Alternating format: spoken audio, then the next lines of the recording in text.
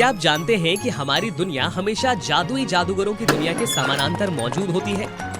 अकादमी में प्रवेश करने पर प्रत्येक जादूगर को एक जादुई प्राणी यूनिकॉर्न को बुलाकर चुनौती दी जाएगी। उनकी स्थिति और जादुई क्षमताएं इस प्राणी के अनुरूप होंगी। यूनिकॉर्न अकादमी में भर्ती होना निसंदेह किसी के जीवन काल का सबसे बड़ा सम्मान था।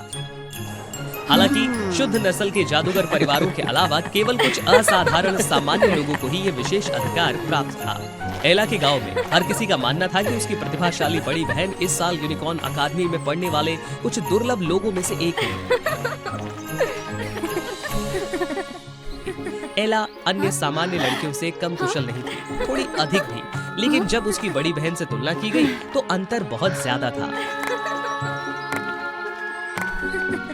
आत्मदया महसूस करने के बावजूद एला ने कभी भी अपनी बहन का अपमान नहीं किया। वास्तव में वो उसकी प्रशंसा करती और उसे उस पर गर्व था। बहन, आपकी प्रतिभा से आपको इस वर्ष यूनिकॉर्न एकेडमी का निमंत्रण अवश्य मिलेगा। अगर ये सच है तो मैं आपको एकेडमी के बारे में कई पत्र भेजूंगी। आपने वादा किया है ना? समय आने पर पढ़ने में इतना भी मत डूब जाना कि मुझे ही भूल जाओ। हालांकि अंत में न केवल एला या उसकी बहन बल्कि सभी ग्रामीण भी आश्चर्यचकित रह गए जब एला को अकादमी में शामिल होने के लिए आमंत्रित किया गया, ना कि उसकी बहन को। सदमे और निराशा ने उसकी बहन को उस दिन तक एला से बात करने से रोक दिया जब तक उसने अपनी पढ़ाई शुरू नहीं कर दी। एला ने भारी मन और चिंता के साथ यूनिकॉर्न अकादमी में प्रवेश किया। जैसे जैसे जादुई वर्गीकरण समारोह बढ़ता गया, उसकी चिंता और भ्रम बढ़ता गया। मौलिक यूनिकॉर्न एक एक करके प्रकट हुए और हवा को अद्भुत जादू से भर दिया। प्रत्येक छात्र जिसने एक जादुई प्राणी को सफलतापूर्वक बुलाया था, उसके सिर पर एक समान सींग दिखाई देगा जो उनकी मौलिक समानता को दर्शाता है। विशेष रूप से रेडियंट यूनिकॉर्न, जो एक शुद्ध जादूगरनी सेलिना द्वारा बनाया गया।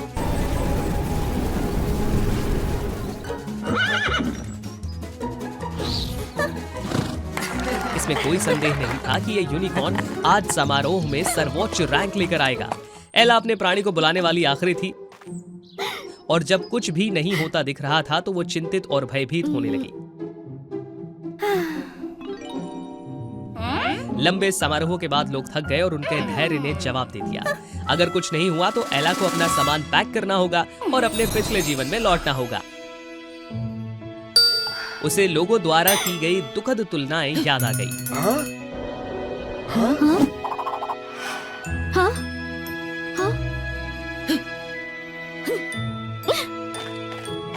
क्या चल रहा है? क्या कोई गलती हो गई है या एला ने अपनी बहन की जगह चुराने के लिए धोखाधड़ी की है? मेरे मन में भी भावनाएं हैं, आप जानते हैं। कृपया कुछ भी यूनिकॉर्न को प्रकट होने दो। ऐसा लग रहा था मानो स्वर्ग ने उसकी बातें सुन ली। आसमान से एक वस्तु भयानक गति से नीचे गिरी जिससे समारोह में हंगामा मच गया। हे भगवान, ये इंद्रधनुष यूनिकॉर्न है। ये यूनिकॉर्न है सबसे महान शक्ति के साथ।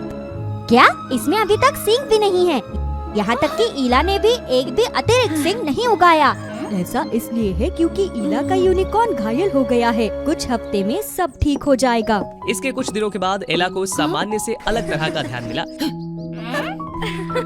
यहाँ तक कि सेलिना, जो एला को पसंद नहीं करती थी, उसने भी दोस्ताना चेहरा दिखाया और एला को अपने समूह में शामिल होने के लिए आमंत्रित किया। इस सप्ताह के अंत में एक दौड़ है। आप और आपका यूनिकॉर्न जेम्स है ना, हमसे जुड़े।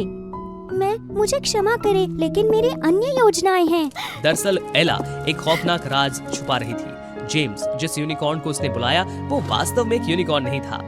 सुनो, मैं जानती हूँ कि तुम वो प्राणी नहीं हो जिसे मैंने बुलाया था, लेकिन अब ये सब हो चुका है। क्या आप कृपया मुझे एकेडमी में थोड़ी देर और रुकने में मदद कर सकते हैं? हाँ? एला की मित्रता के विपरीत जेम्स असहयोगी था। जादुई परीक्षण से पहले एला जेम्स को बाहर ले गई, उससे जुड़ने और उसका सहयोग हासिल करने की उम्मीद में। हालांकि जेम्स ने न केवल अवज्ञा की,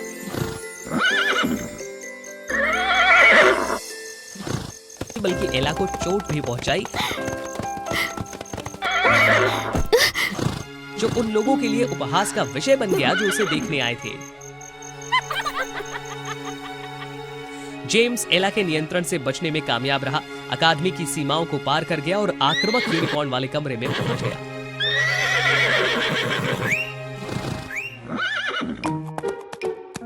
उसे उम्मीद नहीं थी कि एला उसकी रक्षा के लिए अपनी जान जोखिम में डालकर सामने आएगी।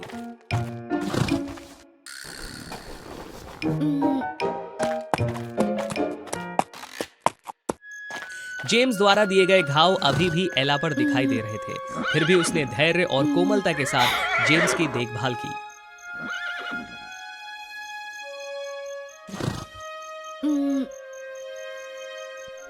मुझे खेद है, ये मेरी अक्षमता के कारण है कि आप इसमें शामिल हैं, लेकिन कल ये सब खत्म हो जाएगा। परीक्षण के बाद जब मैं जादू नहीं कर पाऊंगी तो मैं सब कुछ कबूल कर लूंगी और चली जाऊंगी। तुम भी आजाद हो जाओगे जेम्स। एला ने अनुमान नहीं लगाया होगा कि ये शब्द उसके सौम्य कार्यों के साथ जेम्स के दिल को छू जाएंगे।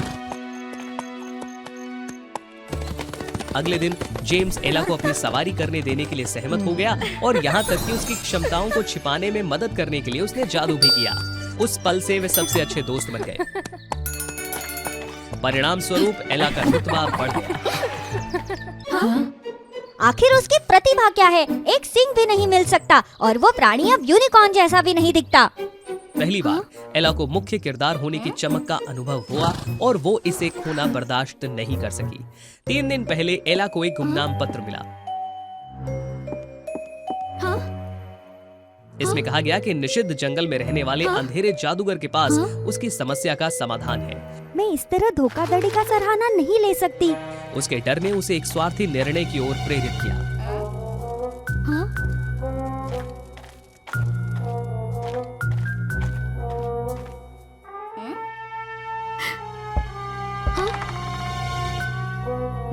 मैं एक यूनिकॉर्न सींग चाहती हूँ। निर्देशों का पालन करने के बाद वास्तव में जेम्स के सिर पर एक सींग दिखाई दिया। हालांकि उसके बाद जेम्स अब पहले जैसा सौम्य प्राणी नहीं रहा। जेम्स, तुम्हारे साथ क्या गलत है?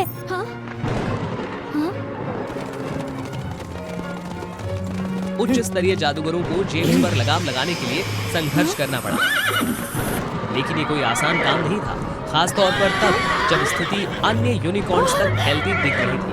ईला, आपने पृथ्वी पर क्या किया है? जेम्स, कृपा करो, ऐसे मत बनो जेम्स। ये मैं हूँ, ईला। रुको, ईला, जल्दी से उसे वश में करो। एला की दयालुता की यादों ने जेम्स को जगा दिया। अवसर का लाभ उठाते हुए जादूगरों के समूह ने जेम्स और नासमझ यूनिकॉर्न को पकड़ लिया।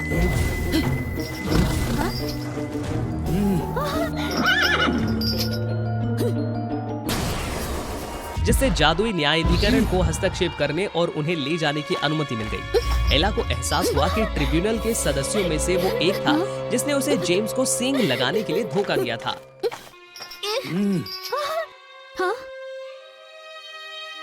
मूर्ख मत बनो ईला, ये असंभव है। जल्दी करो और उन्हें दूर ले जाओ। एला अकेले कुछ नहीं कर सकती थी। वो चिल्लाई और अन्य छात्रों से मदद मांगी।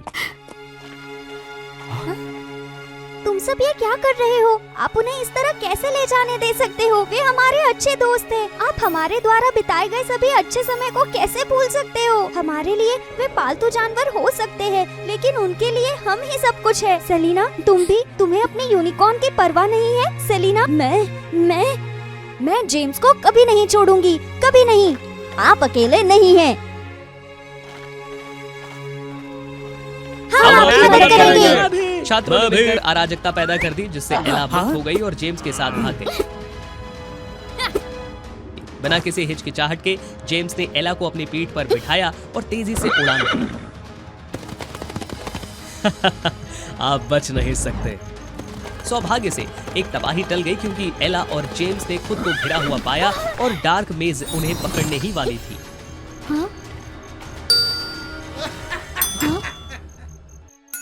दूर भागना तो रुके क्यों हो?